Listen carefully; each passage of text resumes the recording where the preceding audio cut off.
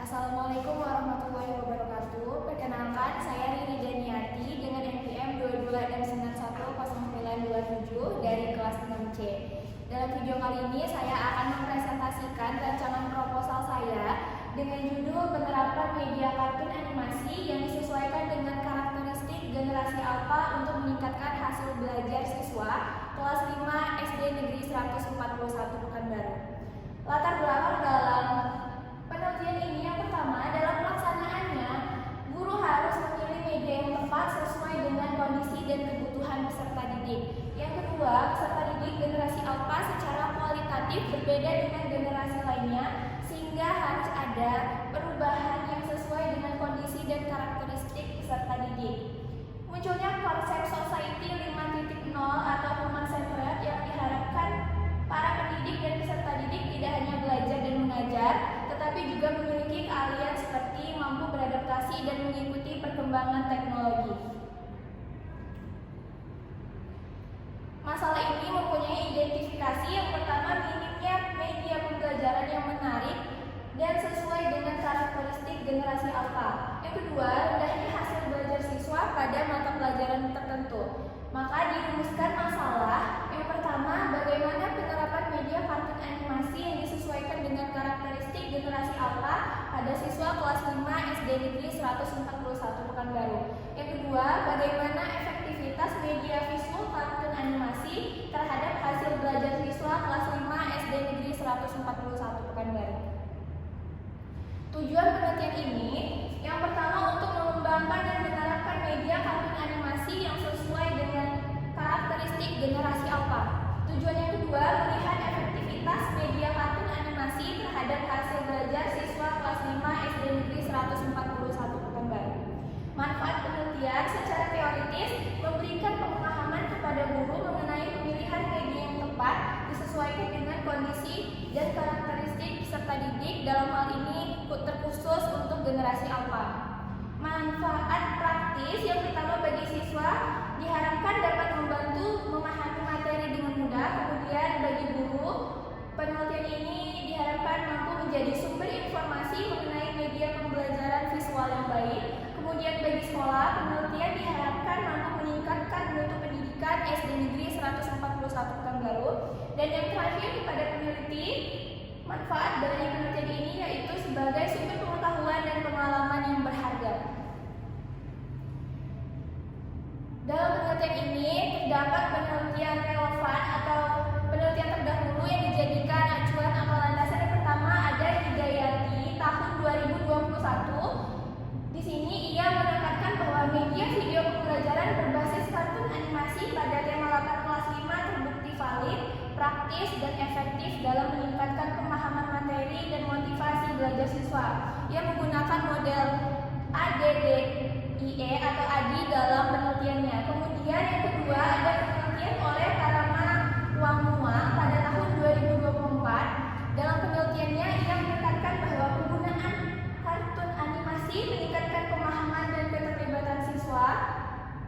Hasil penilaian menunjukkan skor 1,72 dari 9 sebelum menonton animasi dibandingkan dengan skor 7,29 dari 9 setelah menonton animasi. Ia menggunakan metode campuran atau mix method dalam penelitiannya. Kemudian yang terakhir ada penelitian oleh Hofrova, Bali Demaj, dan Small pada tahun 2024. Dalam penelitiannya ia menekankan bahwa generasi alpha tumbuh sepenuhnya dalam lingkungan digital. Kekhawatiran utama adalah penggunaan teknologi yang berlebihan dapat mengurangi kesempatan dalam perkembangan sosial, emosional, dan kesehatan mental. Maka penting untuk melibatkan orang tua dan pendidik dalam menciptakan lingkungan belajar yang seimbang. Nah, begini kira-kira nantinya tampilan dari media kartun animasi yang akan diterapkan di kelas 5 SD Negeri 141 Pekanbaru yang dapat kita buat melalui berbagai macam platform yang sudah tersedia di Play Store atau App Store. Kemudian kerangka berpikir dalam penelitian ini yaitu berawal dari permasalahan. Yang pertama, kurangnya media pembelajaran yang menarik dan sesuai dengan karakter serta kebutuhan siswa generasi alpha.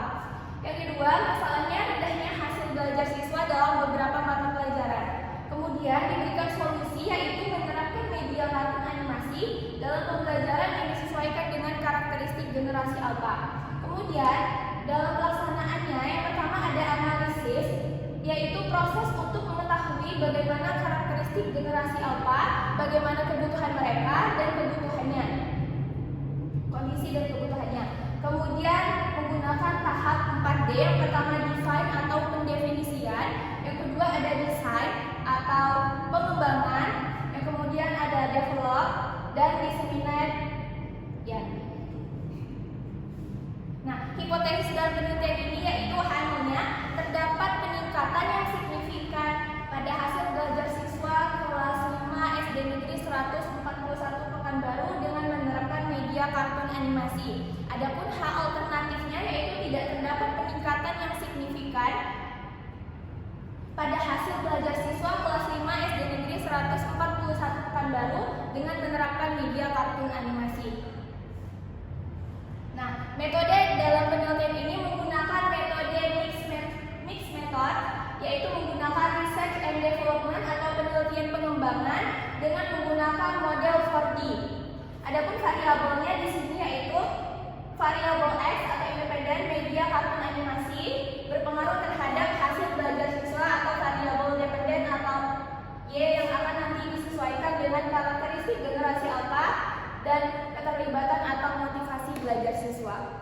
Oke, sekian pemaparan dari rancangan proposal saya. Selanjutnya saya meminta kepada teman-teman saya untuk memberikan masukan dan saran terhadap proposal yang sudah saya buat. Kepada Rizka dipersilakan. Oke, perkenalkan nama saya Rizka Febrianti. Di sini saya akan memberikan saran dan kritiknya mengenai rancangan proposal Ridi dan Yanti. Di sini mengenai PPT-nya sudah cukup baik dan cukup lengkap, akan tetapi di hipotesis hak alternatifnya tidak dipaparkan oleh Ridi dan Yanti. Oke, terima kasih. Terima kasih kepada Rizka Febrianti yang telah memberikan saran. Selanjutnya saya persilakan Yuda Maharani untuk memberikan saran dan masukan. Assalamualaikum warahmatullahi wabarakatuh. Perkenalkan, nama saya Yuda Maharani Putri. Di sini saya akan memberikan saran dan masukan mengenai rancangan proposal Ridi dan Yanti. Yang pertama, untuk PPT itu sudah sangat bagus. Yang kedua yaitu di bagian bab 2 kajian teorinya, Ridi dan Yanti tidak memasukkan di PPT. Terima kasih. Wassalamualaikum warahmatullahi wabarakatuh. Terima kasih kepada Yuda Maharani Putri yang telah memberikan saran dan masukan. Selanjutnya yang terakhir ada Suzana Putri. Kepada Suzana saya persilakan. Assalamualaikum warahmatullahi wabarakatuh. Perkenalkan, nama saya Suzana Putri. Di sini saya akan memberikan saran dan kritik mengenai rancangan penelitian Ridi dan Yanti. Di bagian metode penelitian, Ridi hanya menjelaskan sedikit singkat mengenai metode penelitiannya, yaitu mixed method, LMD, dan 4D. Dan kami tidak paham mengenai apa yang ada di metode penelitian dari rancangan penelitian Ridi dan Yanti. Sekian, terima kasih. Assalamualaikum warahmatullahi wabarakatuh. Terima kasih kepada teman-teman yang sudah memberikan saran dan masukan. Saran dan masukan dari teman-teman semua akan saya jadikan evaluasi untuk dapat menyempurnakan proposal saya ke depannya. Terima kasih, mohon maaf apabila ada kesalahan. Wabillahi taufiq wal hidayah. Wassalamualaikum warahmatullahi wabarakatuh.